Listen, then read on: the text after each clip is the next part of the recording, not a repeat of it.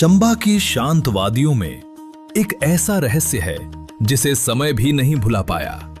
ये कहानी है माता भलई जी की, शक्ति, करुणा और चमत्कारों की देवी। बहुत समय पहले चंबा के राजा प्रतापचंद को सपने में मां भद्रकाली ने दर्शन दिए। आदेश दिया, मैं ब्राण गांव में एक पत्थर पर खड़ी हूं, मेरा असली स्वरूप वहीं छिपा है, उसे खोजो और मेरा मंदिर बनाओ। अगली सुबह राजा उस जगह पहुंचे, पत्थर हटाया गया और मां की दिव्य प्रतिमा स्वयं प्रकट हुई। राजा प्रतिमा को पालकी में बिठाकर चंबा ले जा रहे थे, पर भलई नामक जगह पर पालकी उठ ही नहीं पाई, जैसे किसी अदृश्य शक्ति ने उसे रोक लिया हो। पंडित समझ गए, माता यहीं विराजना चाहती हैं, और यहीं शुरू हुआ भलई माता धाम का इतिहास। अब शुरू होती है कहानी रानी और चेतावनी की। उन दिनों मंदिर के गर्भगृह में स्त्रियों का प्रवेश वर्जित था, पर राजा श्री सिंह की रानी बोली, मैं मां के दर्शन जरूर करूंगी। सब ने समझाया, पर रानी अड़ी रहीं।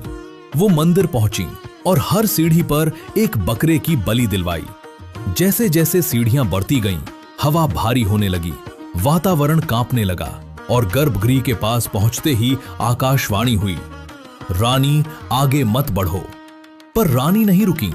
गर्भगृह में कदम रखते ही उनकी आंखों की रोशनी चली गई। वो गिर पड़ी, रोने लगीं, मां से क्षमा मांगने लगीं। तभी माता भलई स्वयं प्रकट हुईं। कहा, संकेत दिया था पर तू समझी नहीं। रानी रोते रोते क्षमा मांगती रहीं। मां ने करुणा से हाथ सिर पर रखा और रानी की आंखों की रोशनी लौट आई। यही वजह है वो माता भलई के प्रत्यक्ष दर्शन करने वाली पहली स्त्री कहलाती हैं। लेकिन चमत्कार यही नहीं रुके। माता भलई को पसीने वाली देवी भी कहा जाता है। नवरात्रि या विशेष पूजा में अगर प्रतिमा पर पसीना दिखाई दे जाए तो मनोकामना पूरी होती है। ऐसे चमत्कारों की गवाही देने वालों की संख्या हजारों नहीं, लाखों में है।